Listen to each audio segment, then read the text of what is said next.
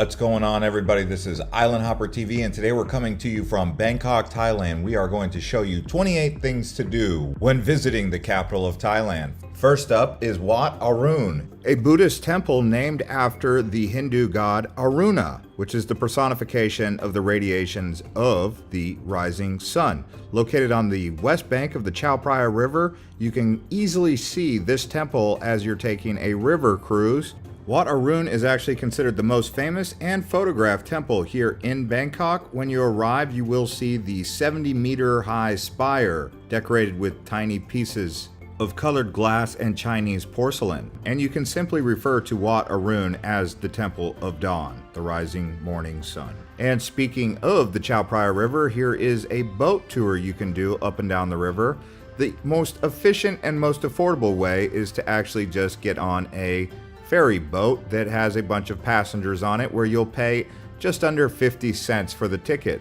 But if you wanted a personal privatized tour in a long-tail boat or a speedboat made of wood, you could pay as much as 1,500 baht or 2,000 baht for that tour that shows you most of the same destinations as the ferry boat. Next up, we're going to check out Sukhumvit Road. There are several areas that are very popular for tourists. Sukhumvit seems to be the #1 place for people to stay when they're looking for nightlife and hotels, good food. All of that can be found right along Sukhumvit Road right here in the heart of Bangkok. I recommend checking out Soi 11. Next up, we're headed to Yaowarat Road. And we've made it to the gateway to Chinatown. Let's go take a look. That's right, out here in Chinatown, you can expect to find lots of street vendors and culture down here. It's a chaotic scene, but definitely worth stopping for about an hour or two, walking around, checking out all of the markets and the vibe going on down here in Chinatown. Considered one of the largest Chinatowns in the world, it was founded in 1782 when the city was established as the capital of the Kingdom of Rata Kosim. I would say the best time to visit here is anywhere between 10 in the morning and 6 p.m. Not too much going on in Bangkok before 10 a.m. anywhere anyways, and then not too much going on down here in Chinatown after 6 p.m. There's a little bit of nightlife, but not too much. Best time definitely during the daytime. Really just a market area to explore. Don't expect to find too many hotels around here, although they do have some cheap accommodation if you can find it. In the same day, most people actually end up going for the nightlife at Khao San Road, which we'll be showing you in a little bit. While in Bangkok, you will realize it's a megatropolis, but if you're looking for a little bit of relaxation inside of the city, do check out Lumpini Park. One of the cool things you'll find here are the large monitor lizards. So be on the lookout. They look a little bit intimidating, but they're pretty much harmless. I wouldn't get too close though. While in the park, you'll see people doing exercise and even some meditation or other practice. But for the most part, people will be exercising and relaxing, reading books here. As we continue to show you around the park here, I want to let you guys know that Bangkok is actually the most visited city in the world. And a quick fact for you, when you're called a Farong, that means foreigner here. Next up, we're headed to Icon Siam. This is considered one of the top 5 malls in the world. It is a jumbo-sized mall. There are many here in Bangkok, but Icon Siam, right along the Chao Phraya River, is impressive. It is a mixed-use development with several hotels nearby and an auditorium. It opened in 2018. My favorite feature here is going to be on the bottom level, where they have an indoor food street vendor market that you can check out. Look at all of the variety of food you can find here. Everything from mango sticky rice, taro rice, to crocodile, alligator. They got a ton of different seafood like lobster, crab, fish balls, so much different food here. So definitely check out Icon Siam and the food market on the bottom. But they've also got a lot of luxury shopping that you can do here right along the riverfront, as you can see the beautiful river front. You can actually easily cross the river from River City to Icon Siam by a ferry boat that costs around 50 cents. Next up, let's talk about the SkyTrain. This is a very efficient way to get around Bangkok. You can try and do taxis, tuk-tuks, or motorbikes, but SkyTrain is fastest. So when you come to Bangkok, you can get a rabbit card. It's the SkyTrain. It takes you up and down Sukhumvit and some of the other places. They also have a subway here in Bangkok, but the SkyTrain is just so efficient, especially getting up and down Sukhumvit Sukhumvit because there's so many malls that we'll be showing you in this guide here, like Central World or MBK, Siam Discovery, but definitely try to get the rabbit card, top up as needed. Expect to pay around $3 to $5 a day, so when you get here, put $15 on the card and you should be good. And the main reason you'd want to use the SkyTrain is to get around to all the sites. Like First, he stopped the standing Buddha here. from the station, we take a tuk-tuk. Okay, so here we are at the Standing Buddha. We're gonna go inside. It's 40 baht per person. There are many different temples to check out here. This one is called the Standing Buddha. There's also the Big Buddha. There's the Reclining Buddha, which we will be showing you some of those also. But yes, visiting temples in Bangkok is a very popular thing to do. This one here is actually coated in gold leaf, and you can participate in putting some of that gold leaf on this Buddha. And after spending a day checking out temples, then you can go to night markets. This is a great activity for evening time, shopping around, looking for good deals on things that you may need for your travels, or just picking up some souvenirs.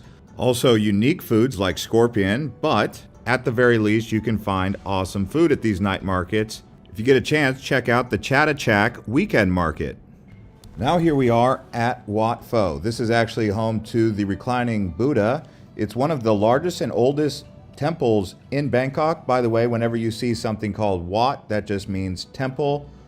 The entrance fee is 200 baht. That comes out to around $5.30 US. You can easily get here by river taxi if you wanted to skip some of the traffic, but people typically arrive by motorbike or tuk-tuk. So it just depends on how you want to get here, but definitely try to take the river taxi if you want to save time. As I said previously, people like Wat Arun. They consider that to be the best one, but for me personally, I thought Wat Pho was the best because of the Reclining Buddha, but also the temples around here are quite impressive. The pagodas are really decorative. And speaking of the Reclining Buddha, here it is. This large golden Reclining Buddha symbolizes the Buddha's transition into the afterlife. He was laying down. There's actually several different Reclining Buddhas across Thailand, but when you see one, that's what it symbolizes. One of the most impressive artistic components of this statue that I found was the feet. The feet are very interesting. If you look on the bottom of the soles, you can see this very intricate mosaic. Now, as I mentioned previously, something you can do is go to Khao San Road when you're in Chinatown. You start there in the afternoon and you finish your day at Khao San Road. You can see this is definitely one of those party streets that you go down. There's a few of these in Thailand. There's Bangla Road in Patong Beach, Phuket, but this one here in Khao San is on equivalent to that. But while here, you'll see a variety of different unique sites. Now, one of the things that's really cool about Khao San Road is that it's a combination of everything you would get from a night market where you can do cheap shopping. You can also get massages. They also have bars and pubs and nightclubs along the road. It's very popular with backpackers, so that's mostly the crowd here, although it attracts pretty much everybody. Now, depending on where you're staying, it can be a long ride to get here because you pretty much have to take the surface streets. If you're staying nearby, that's great. If you're at a hostel or one of the affordable accommodation nearby Khao San. Now, if you're coming from Sukhumvit, it's going to take about 35 minutes to 40 minutes to get here. It's not very far in distance, but because of traffic, it is a long way. And here at Khao San Road was where I actually tried my first scorpion, and I'm not so sure I can recommend it with confidence, but hey, something to do and say you've done, yes. But no trip is complete to Bangkok without Khao San Road. Now, another thing that's really popular is rooftop bars. So when you come to Bangkok, you'll notice that there's many high-rises all up and down the area of Sukhumvit and even along Chao Phraya River where they have these rooftop bars. I would say if you check Soi 11, they have a few rooftop bars that you'll want to check out, but great views all around. You've also got champagne and wine bars, but you can check out places like the Cooling Rooftop Bar. You've also got the Brewski, the A-Bar Rooftop, and many more. They've also got rooftop pools. This is a thing to do. So if bars aren't exactly what you're looking for, find a hotel in Sukhumvit that has a rooftop pool. Some of the ones that I recommend are going to be at the Marriott properties or at the Hyatt Place, up and down. The Hiltons have them. So check these out. Make sure you go onto the website, see if they've got a rooftop pool. Typically they're around the 4th or 5th level, but some can be even higher, like the one at the Hyatt Place. Getting a hotel with a nice pool is something you want to consider when getting to Bangkok, because at 10 o'clock in the morning, starting your day with a nice swim is a good thing, or even at 2 o'clock in the afternoon, or a sunset swim. Either way.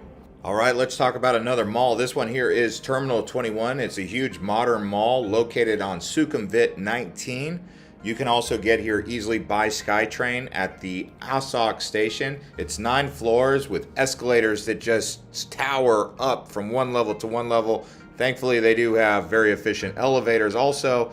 And if you go up to the food court on level 5 or level 4, you'll find a wide variety of food. That one there is called Pier 21. Great place to eat. The area we're walking around here is at the bottom level though. Now, as far as shopping goes, expect to find the high-end luxury items that you'd find at any modern mall. So if you're looking for high-end luxury shopping, you'll find that here. Modern clothes, all that stuff. Also, pro tip, if you're looking for an eSIM, go to the very top level of this mall and you will be able to get your eSIM here. It's not easy finding an eSIM in Bangkok actually, but bring your passport. Next up, let's talk about food. So Thailand is known for Thai food and its wide variety of foods. You can also find many different street vendors that sell everything from roti pancakes to noodle soup with fish balls and chicken balls, pork ball, all those types of soup, many different varieties of seafood. In fact, we've actually started a brand new channel called Island Hopper TV Food. You can actually go onto our homepage and follow us there. I've also been posting many of my most recent travels across Thailand on Island Hopper TV Travel Highlights. So follow that channel if you haven't already. I will comment below from that channel also so you can follow us. But you can see the wide variety of food here is something that you're going to indulge in and enjoy. So definitely watch that. We also made a full travel video from Thailand about food. You can watch that by checking the description below. One of the things I love about Bangkok is the buffet breakfast that almost every hotel serves. So do get ready for buffet breakfast. Very tasty. Another thing is they have a lot of international cuisine and restaurants here in Bangkok, so don't worry if you want variety. Next up, let's talk about riding a tuk-tuk. Now, tuk-tuks are all over Bangkok. They're not all over Thailand like they are here in Bangkok. Riding in one of these can be quite the experience. At least try and do one. They're not the safest way to get around, but they're probably a little bit safer than a motorbike, I will say that. So just buckle up when you're in there in terms of hold on, because they don't really have a seatbelt. Maybe for your first experience in a tuk-tuk, just go short distance. Don't try and go clear across the town from Sukhumvit to Khao San Road for your very first tuk-tuk ride. Next up, let's talk about floating markets. So Thailand gets a lot of rain. Bangkok gets a lot of rain. There's a rainy season that comes in the summertime and lasts until about October or November. And because of that, they have these floating markets that have been around for a long time where traders buy and sell goods. You, as a tourist, can go to places like Damwon Sadek or other floating markets across Bangkok, but going to a floating market, doing some shopping can be a fun experience to take pictures and say that you did. You can also buy drinks off vendors like this as you're going down the waterfront here at the floating market. Now, when you're shopping, I want to give you guys some ideas to consider. You might be restricted by the amount of things you can buy at a floating market because of luggage space. So what I typically do is I just buy whatever I feel like I want to get as a souvenir for friends, family, and myself.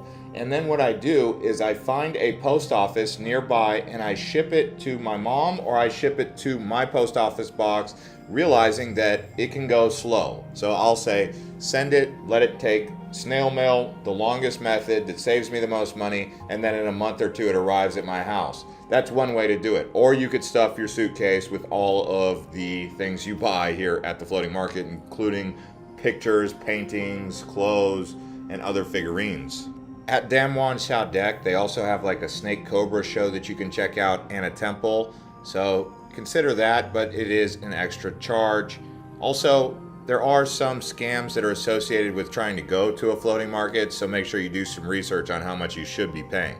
Next up is the Grand Palace. This is considered by many to be the premier thing to do while in Bangkok. There are restrictions about what you can film while you're here. They have the Emerald Buddha, which is a very important symbol here in Bangkok. But yes, the Grand Palace is a very beautiful place. As you'll see, we'll walk around here and kind of show you just how intricate the art is on the inside and the outside. But again, we're limited on what we could film here. It's really one of those places you just have to go there yourself and see. Now, something else I want to mention about going to the Grand Palace, you cannot wear shorts, skirts, or anything like that, so you will need to get some pants. You can buy those on the outside for around 200 to 300 baht if you don't wear them that day, because Bangkok's hot, right? But you have to cover up your legs when you go inside the Grand Palace.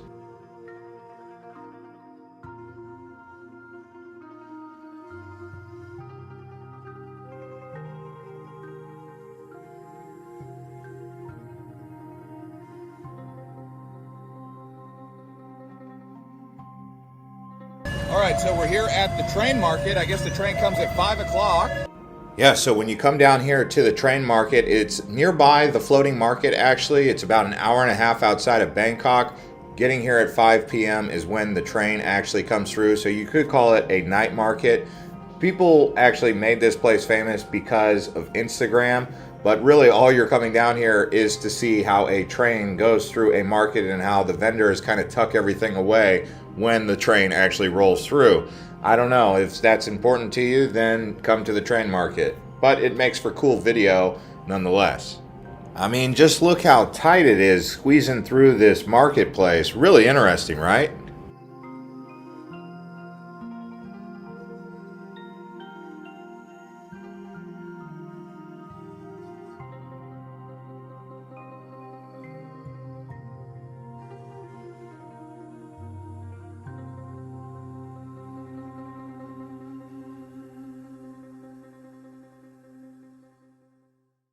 Next up, let's talk about self-care. This is the Thai massage. So every street you go down in Bangkok and across Thailand is pretty much going to offer some sort of massages. Typical massages include Thai massage, oil massage, foot massage, head and shoulders, something like this. For me, my favorite is doing the leg and head with some shoulders. And those are typically 300 baht for an hour. Next up, we're headed to Hua Hin. Now, there's not a beach in Bangkok, so if you wanted a beach, you'd go to Hua Hin or you'd go to Pattaya. Those are the closest ones, and both of those are about an hour and a half to 2 hours away. Hua Hin became famous because this is actually where the Thai royalty would go. Here at Hua Hin, they have activities such as horseback riding on the beach, and they have a little bit more relaxing vibe than you would find in Pattaya. So if relaxing, comfort, and laid-back vibes are what you're looking for, then come on down to Hua Hin. We are going to show you Pattaya, but just keep in mind that's going to be more of a ruckus kind of scene. Lots of partying going on over there, not too much relaxation. And I would actually say that the beach in Hua Hin is probably better than Pattaya, although there's better island hopping that you can do on that side of the ocean. Nearby Hua Hin is also some national parks that you can check out with waterfalls. And then there's a really cool cave temple called Praia Nakhon Cave. We also made a video about Hua Hin over on our other channel, which is called Island Hopper TV Travel Highlights. You can check out that video if you wanted more detailed information about Hua Hin. But in that video I actually did the hike to this cave temple called Praia Nakhon. And the interesting thing about this is I took the longtail boat, which is a wooden boat that took me around the bend to where I actually got onto another beach, and then I hiked up to this cave. It was a heck of a hike uphill, but then you go down into the cave and then there's this temple. Really a cool experience. Next up is Ayutthaya Ancient City. So this is considered the forgotten capital or the forgotten kingdom. So Ayutthaya was the capital of the kingdom of Siam, and it is where the confluence of 3 rivers comes together. But here is a great place for history buffs to walk around. It's like a mini Siam Reap, not quite on that level of Angkor Wat, but you get the idea.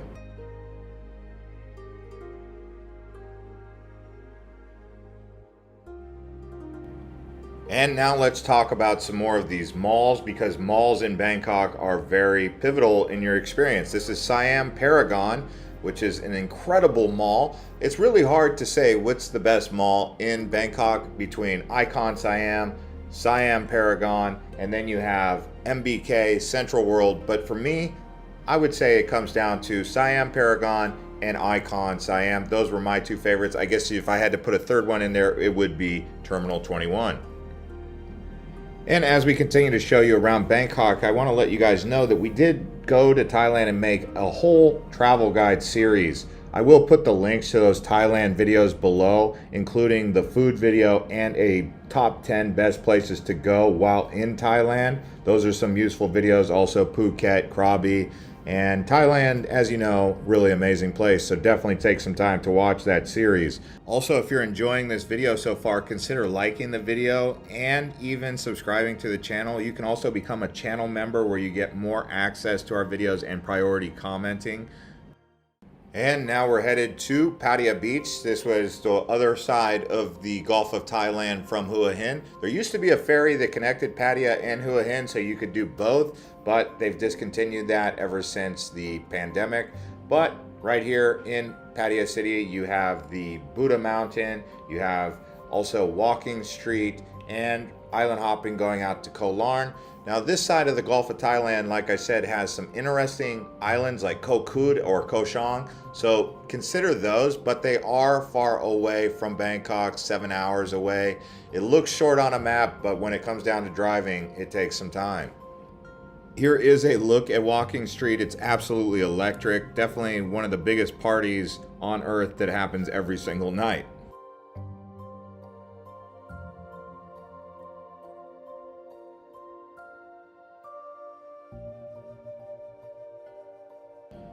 Next up is Central World. Now, Central World is considered one of the best malls in all of Bangkok. This one is also along Sukhumvit Road. One of the things that makes this one stand out is it's where they have the Apple Store. Now, when you come to Bangkok, you'll quickly realize that if you have any problems with your iPhone, whether it be a charger or getting a charging cable or just a new phone or whatever the problem is, it's going to be really hard to find Apple products, because most people here in Thailand use Samsung. And just down the way from Central World is another big mall called MBK Center. So doing some mall hopping can really be useful. In this area of Sukhumvit, really they have Siam Paragon, they have Siam Center, they have Siam Discovery, MBK Center, and Central World, all within a close proximity to each other, so you can easily mall hop from one to another. One of the things I like about MBK is it doesn't have the luxury items. So if I wanted the more affordable items for shopping, clothes, whatever you need, electronics, you can find that here on MBK's mall floors that you won't find at places like Siam Paragon or Icon Siam, which are more of the modern luxury malls.